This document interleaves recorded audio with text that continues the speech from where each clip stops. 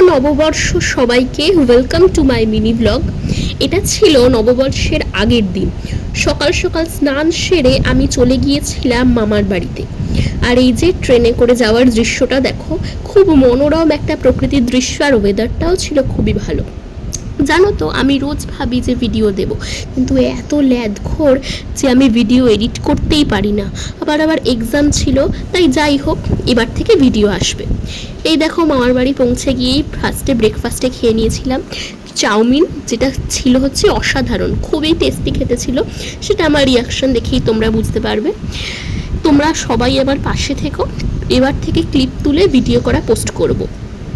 তারপর লাঞ্চে খেয়েছিলাম মাংস ভাত, যেটার ক্লিপ নেওয়া হয়নি। তারপর বিকালে চলে গিয়েছিলাম যেটার জন্য যাওয়া, চড়ক দেখতে। তোমরাও দেখে নাও আমার সাথে। এটা ছিল হচ্ছে মামার বাড়িতে চড়ক পুজোর যে দৃশ্য সেইটা। এখানকার ভিড়টা দেখো খালি। যাই হোক, কিছুক্ষণ চড়ক দেখলাম, খুব ভালো লাগলো। তারপর খুব খিদে পেয়ে গিয়েছিল, তাই জন্য চটপট করে আমি কিনে নিয়েছিলাম একটা পাপড়ি চাট।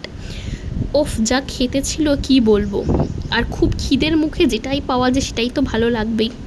খুব সুন্দরভাবে পাপড়ি চাটটা বানিয়েছিল। পাপড়ি চাট খাওয়ার পর চলে গিয়েছিলাম চড়ক পুজোর মেলা দেখতে। আর চড়ক পুজোর মেলার বিশেষত্ব হলো এই মাটির পুতুল। ছোটোবেলা থেকে যখনই যেতাম এই মাটির পুতুল দেখতাম।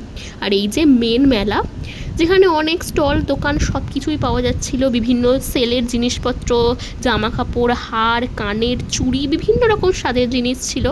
পুতুল ছিল খুব সুন্দর সুন্দর, টেডি বিয়ারগুলো। কিন্তু আমি কিছুই কিনিনি, কারণ আমার মনে হচ্ছিল অনেক দাম। তারপর চলে গিয়েছিলাম এসির ঠান্ডা ঠান্ডা হাওয়া খেতে একটা মলে। যা কালকে গরম পড়েছিল, আর বাইরে বেরোনো যাচ্ছে না এই গরমে। কিছুক্ষণ মলে ঘুরে বেড়ালাম, মলের জিনিসপত্র কালেকশন দেখলাম, লাস্ট সেলের কালেকশন দেখলাম। তারপর আবার আমি বাড়ির পথে রওনা দিলাম। ভালো লাগলে ভিডিওটা লাইক করে দিও। That's it for today.